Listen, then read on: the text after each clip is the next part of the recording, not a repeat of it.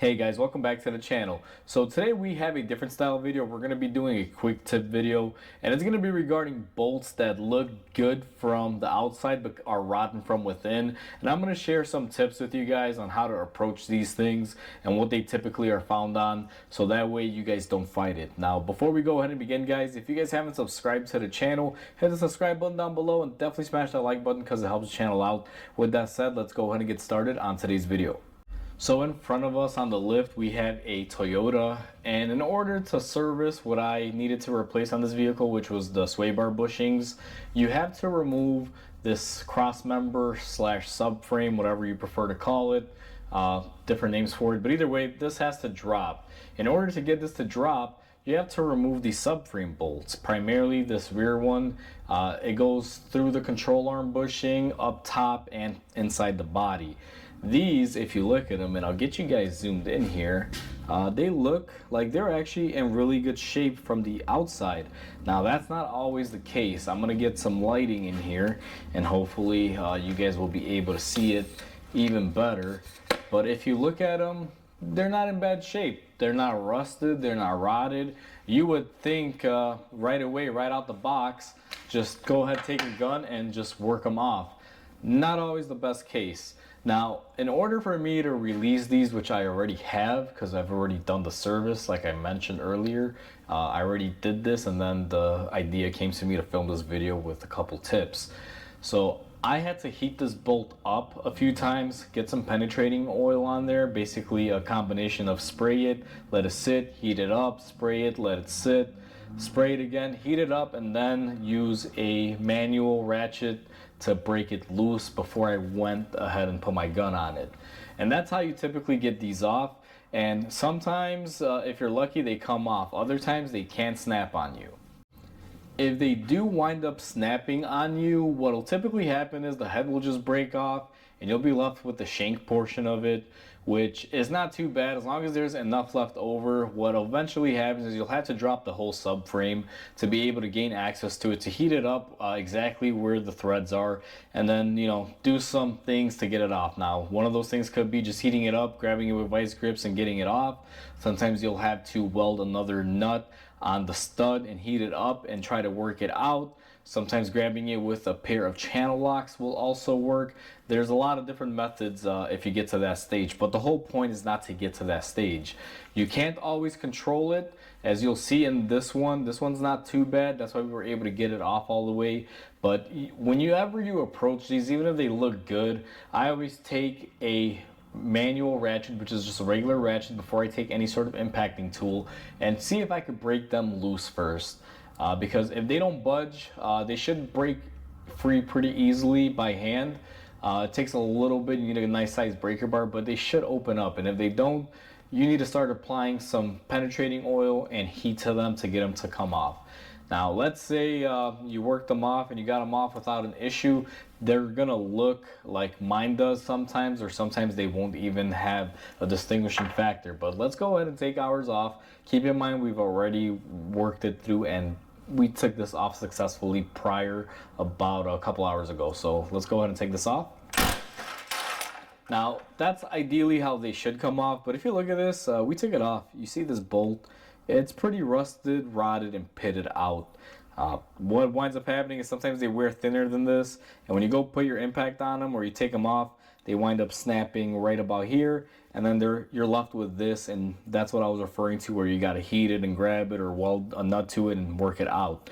And that can become a problem sometimes because sometimes they won't come off or they require a lot of effort, and you want to avoid that. But here's the thing, guys, there's no controlling it because it can be basically nice and pretty on the outside like this bolt looks, and could be really rotten on the inside. Now this isn't that rotten, like I said, this is minuscule because this is still somewhat thick there. It does have some very low spots towards the neck. You guys can see it's all pitted, but it still had enough to come off and not break. And if you don't know this going into it, you can wind up breaking them if they're a lot thinner than this, and just creates a bunch of issues. So that's one thing to avoid. Now here's the other thing. If you do wind up getting this off in one successful movement, just by heating it and getting it off like we did, you do not want to reuse this and put it on, because what will happen is it's going to keep wearing and chew itself out, and eventually it's going to wind up breaking, and you definitely don't want to have that issue. Now, a lot of you may be wondering, Mike, what's the big difference on a new one versus the old one? Well, let me answer that question. Here's a new bolt, guys. Look at how thick that is. This holds the control arm bushing nice and sturdy into place. There's nothing in there that is going to allow this to move. If you reuse that old bolt, it's going to wear down more and more and eventually break. So we have a new bolt that we use here at the shop that I will be reinstalling on this vehicle.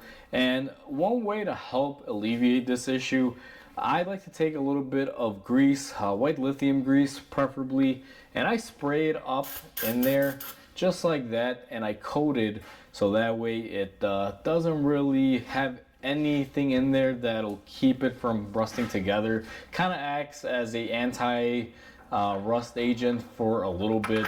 And then what I like to do is go ahead and take my bolt and get it tightened up and torqued into place.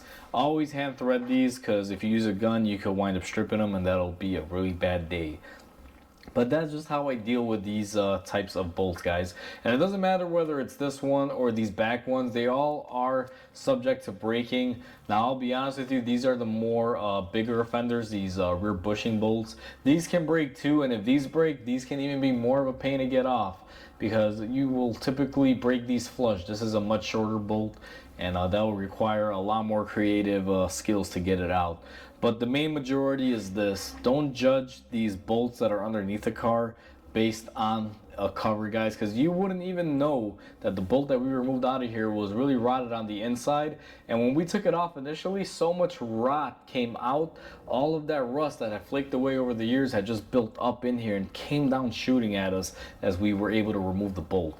And like I said, looks can be deceiving in this scenario, so just be mindful of that. Those are my little quick tips on this. Hopefully that helps you guys out and it saves you guys getting a headache, because you want to be best prepared when it comes to this before you begin the job. You don't want to realize really quickly in that you need an oxyacetylene torch or some other tools to get everything off, because at that point you might as well have not done it or taken it in somewhere if you're doing this yourself at home.